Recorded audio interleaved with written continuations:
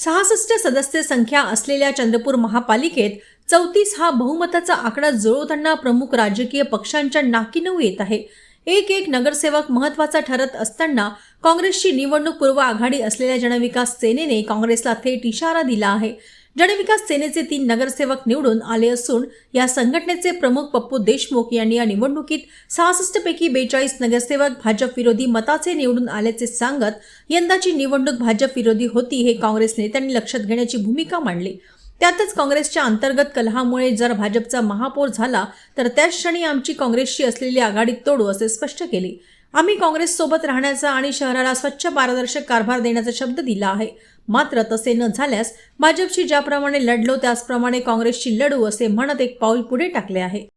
आम्ही काँग्रेस सोबत निवडणूकपूर्व युती केली, त्यामुळे आम्ही काँग्रेसला सत्य समर्थन देण्याचा स्वच्छ व पारदर्शक कारभारासाठी शब्द दिला होता आणि आम्ही त्या शब्दावर कायम आम्ही काँग्रेसच्या सोबत राहू। परंतु या महानगरपालिकेमध्ये 66 पैकी 24 ठिकाणी फक्त भाजप आणि मित्र पक्षांचा विजय झाला आणि 42 ठिकाणी भाजप विरोधी उमेदवारांचा विजय झाला।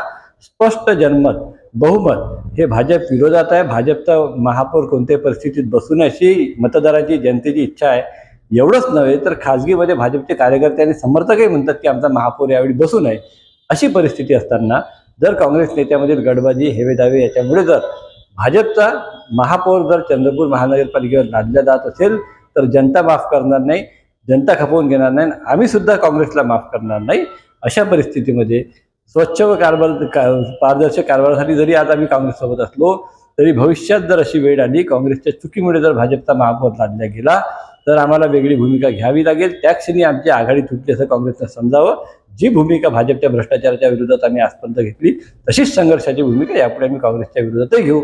त्यामुळे जनतेच्या हितासाठी काँग्रेसनं महापौर बसवण्यासाठी योग्य ते पावलं उचलावे असं सातत्यानं एक आव्हान आहे।